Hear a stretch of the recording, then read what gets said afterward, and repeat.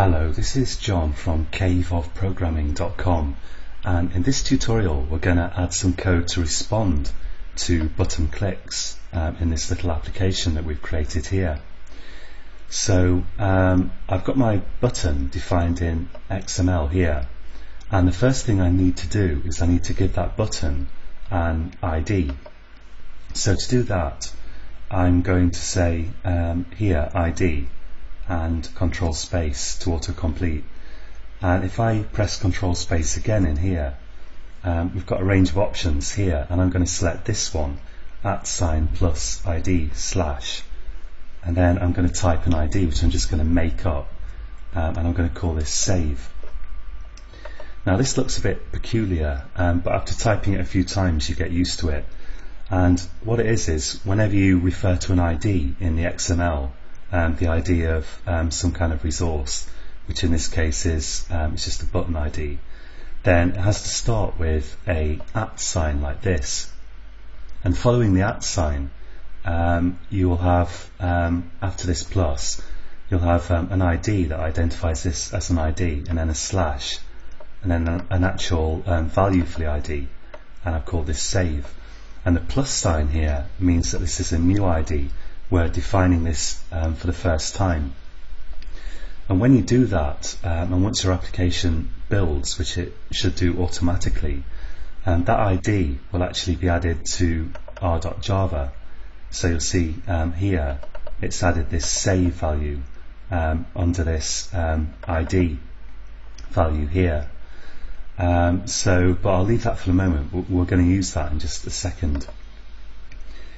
Having given my button an ID, the next step is I'm going to go to my main activity.java here, and the main activity.java, you'll recall, at the moment is just doing this set content view here to actually display the XML that we've added. So it's actually displaying the activity main XML down here.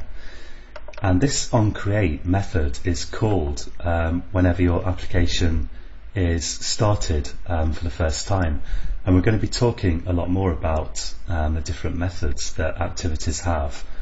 But for the moment, we're just going to use this as a place to put some more code that sets the application up. So what I need to do here is I need to first find that button.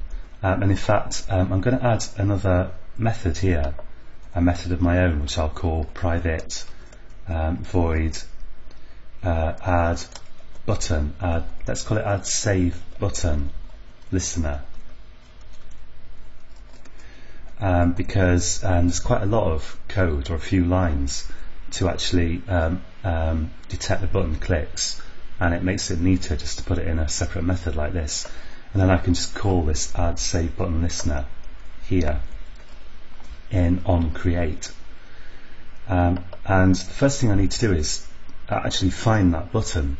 So I'm going to use a method called find view, and remember the button is a kind of view. Find view by ID, and for the ID I'll pass in the automatically generated ID from r.java, so I'll say r.id, and this r.id contains all the IDs that I add in my XML.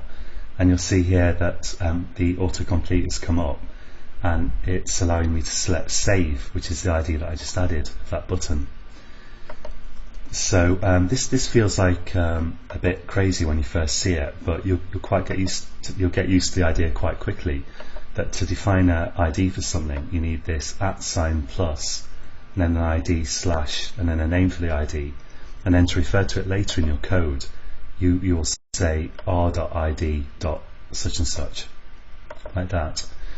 Now this returns a view, and we have to cast it to a button control. I'm going to type button here, save btn, let's call it, equals, and I'm going to cast it to the right type, because I know that this is actually a button, and I'll add the input there with Control Shift and O. Now we've got a button, we can set a click listener on it. I can say save button dot set, and let's just press Control space and set click we actually need set on click listener. That's the one. And this takes an object that implements the I think it's an interface on click listener, and it's actually I'm going to use an anonymous class here. And if you're not too familiar with anonymous classes, then don't worry, once you get used to typing this you'll get the picture. I'm going to say here new view dot on click listener, just because on click listener here is an interface that's actually defined within the view class. So I'm going to select this one here that the autocomplete has suggested, and it's filled in the rest of the stuff for me here. So we're just defining here a anonymous class within the actual parameter brackets of this set on click listener. And this pattern, if you're not used to using it, it'll become familiar to you really quickly if you just try typing it out a few times. And in here, I can put some code that will run whenever the button's clicked. And I'm going to leave it there for this tutorial.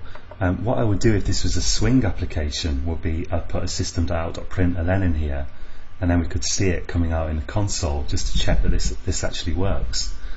But for Android applications that trick won't work, and for that reason we're going to look at another trick in the next tutorial. So join me again then, and until next time, happy coding.